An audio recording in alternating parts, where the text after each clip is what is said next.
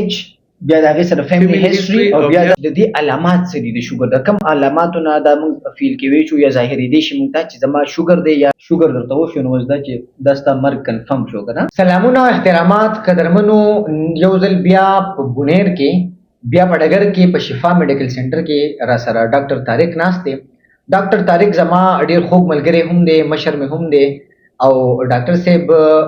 دلته په بونیر کې لومبنی ډایبټالوجسټ دی. ډاکټر صاحب سره خبرې کوو نن سبا د شوګر خلک ډېر زیات پریشانه دي، ډېر زیات خلک څوک وي چې ما ته شوګر شته او که نشته او علامات د دې څه دي او پوره قصې دي که نه. نو ډاکټر صاحب لاول خو ستاسو مننه چې موږ له خو ټایم راکړو. سوالونو ته به راځم، دا راته ووایي چې شوګر څه شی دی؟ بسم الله الرحمن الرحیم. کامران خان ډېره مهرباني چې تا دې بیزي شیډول کې ټایم وباسو او دلته کې رالې د خلکو د اویرنس لپاره. د ټولو لومړی خبردار چې شوګر عام اصطلاحات کې موږ وایو چې په وینه کې کله د شوګر مقدار زیات شي نو موږ وایو شوګر دی.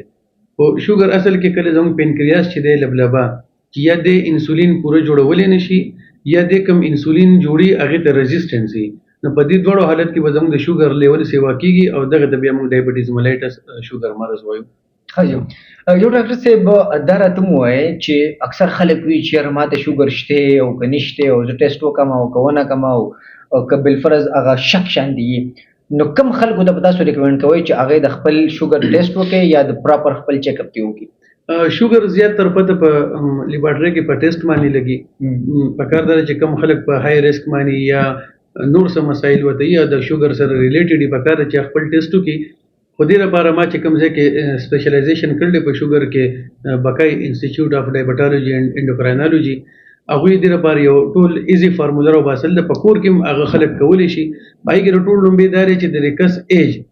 چې او هغې کې خپل یو سکورینګ دی، خو هغه سکور 4 یا د 4 نه بره راشي نو دلته یا شوګر دی یا شوګر کېدو والی دی، د خپل ټیسټونه خامخا وکړي. په هغې کې د ټول لومړی دی ایج. خو د چا عمر 40 سے 50 سال دی نو د هغه سکور دی 1. خو فرض که څوک د 50 ایئرز نه بره دي د هغه سکور دی 3. خو څوک د 40 نه کته دی د هغه سکور دی 0. دی به خپل ایج وګوري، خپل سکور به ولیکي. بیا په هغې پسې ورپسې دی فیملی هسټري. فیملی هسټري کې مور پلار خویندرونه، خو په دې کې یو کس ته هم شوګر وي ته د سکور دی په هغې کې 1. خو فرض که مور پلار خویندرونو کې چاته شوګر نشته ته د سکور دی 0، یو به د خپل هغه سکور ولیکي. په 3م نمبر زموږ سره دی د نارینو دپاره دی چې خپل ملا کمر ته هغې پیمایش وکړي. خو فرض که دا د 35.5 نه په بره راغی انچز کې نو ته د سکور دی 2، او که دا د 35.5 نه په کته راغی ته د سکور دی 0. دغه شان د فیمیلز د زنانو دپاره خو دا د 31.5 نه په بره راغی ته د سکور دی 2، خو د 31.5 نه په کته راغی ته د سکور دی 0. دی به د خپل سکور کاونټ کې په 4 یا 4 نه بره نو په کار دی چې دی خامخا د خپل شوګر سکرینینګ وکړي. یعنی کې ایج بیا د هغې سره فیملی هسټري او بیا دغه میجرمنټ. یو ډاکټر صاحب دا راته ووایي چې د دې علامات څه دي د شوګر؟ د کوم علاماتو نه دا موږ فیل کوی شو یا ظاهرېدی شي موږ ته چې زما شوګر دی یا هغې موږ څه مخکې روکتام کوی شو؟ ټیپیکل علامات چې کوم د شوګر دی چې هغې کې دا دی چې تره به خوله وچېږي، واړه بول ډېر زیات ورځي، تند به ډېره زیات وي، وږی کېږي به ډېر زیات دی. ټیپیکل علامات دي. نو دا د چا ته نو پکار ده چې هغه خپل د شوګر سکرینینګ خامخا وکړي. خو ضروري نه ده چې دا علامات په انیشل سټیج کې خامخا راشي. یو خو ډاکټر صاحب اکثر جمعي داسې د خلکو د شپې ډېر د خوله وچېږي، دغه خو نه ده که نه؟ نه په هغې کې ورسره دی که نه چې یو دی به تږی کېږي هم ډېر زیاته، ځکه چې دی د مونږ کوم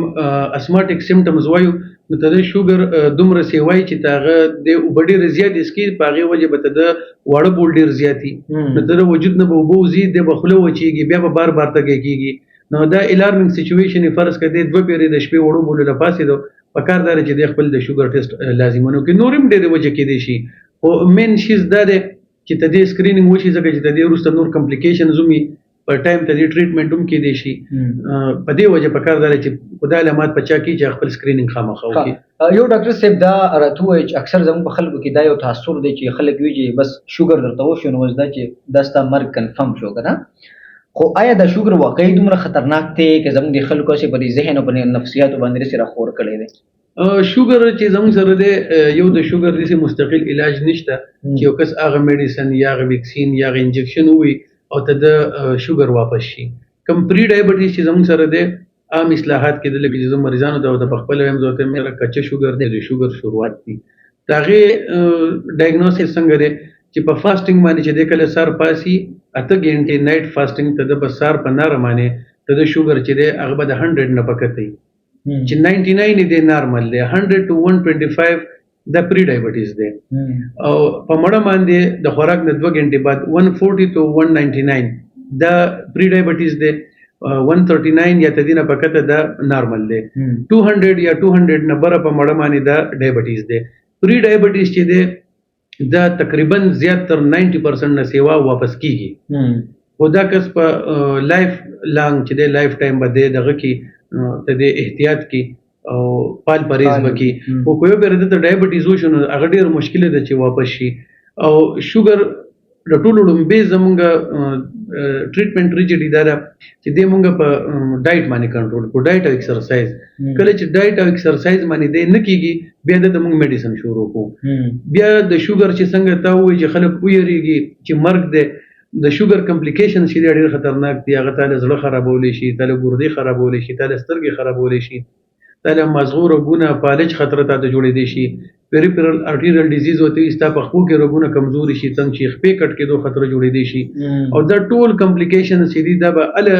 یو پیشنټ دینه بچ کیږي چې هغه خپل شوګر ودین نارمل رینج وساتي هغه په ډایټ په ایکسرسایز یا په میډیسن باندې د به زیات چانس دی چې د کمپلیکیشنز ډیولپ نشي دا غیر لپاره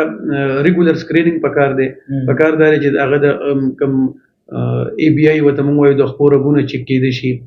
هغه رګونه چک شي هغه خپل لیپټ پروفایل کې تاغه وازګه چک شي چې آیا رګونه بندیرو ته د څه خطر خو نشته نور دا غي کم ټایم په ټایم سکرینینګ چې سیرم کرټینین وته موږ وایو نور ټیسټونه دي چې هغه د کو پراپر خپل ټریټمنټ کې نو دی به ان شاء الله چې د کمپلیکیشنز نه بچي ها یو ډاکټر صاحب درته وایي چې کم از کم څومره واک پکار دی د شوګر یو پیشنټ لا یا یو عام نارمل کس لا شوګر پیشنټ لپاره مینیمم واک چې دی هغه 30 منټس پر ډے 5 ډیز ا ویک چې دی په هفته کې 15 ورځې 30 منټ ګرځي او کو فرض کده سخت ایکسرسایز کی رننګ کی یا د نور د فزیکل ایکسرسایز کی نو هغه کو د 20 منټس پر ډے کې نو هغه د لپاره کافی دی مینیمم دغه دی جی یو ډاکټر صاحب اخیری سوال مې دا دی چې زموږ خلکو ته نن سبا موټاپه ډیره زیاته ده د دې وجوهات سکی دي شي زموږ خوراک ته یا زموږ ایکسرسایز نه کول دي او دا کنټرول کېدل راته لګوي موټاپه څنګه چې تا وې نو موټاپه د ډېر مرزونو جوړوم دی ډایبټیزم زیاتره د موټاپه نه لګي نور ډېر شي مرزونه